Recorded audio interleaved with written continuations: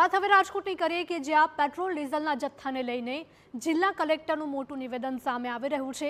જિલ્લામાં પેટ્રોલ ડીઝલનો પર્યાપ્ત પ્રમાણમાં જથ્થો ઉપલબ્ધ છે તેવું કલેક્ટરે નિવેદન આપ્યું છે।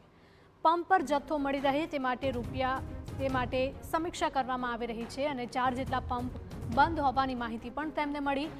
ઓઇલ માર્કેટિંગ કંપનીઓ સાથે અમે સંપર્કમાં છીએ તેવું પણ તેમણે કહ્યું હતું।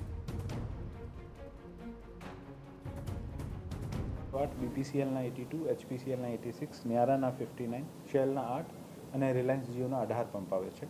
આ તમામ ઓઇલ માર્કેટિંગ કંપની સાથે સતત વહીવટીતંત્ર સંકલનમાં છે અને અમે પ્રયત્ન કરીએ છીએ કે દરેક જગ્યાએ પૂરતો જથ્થો અવેલેબલ રહે।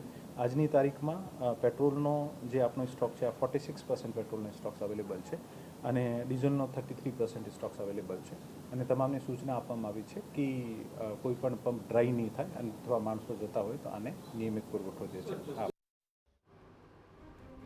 તો કલેક્ટર દ્વારા નિવેદન આપવામાં આવ્યું છે કે પેટ્રોલ અને ડીઝલનો પૂરતો જથ્થો આપણી પાસે છે, લોકોએ પેનિક થવાની કોઈ પણ પ્રકારની જરૂરિયાત નથી।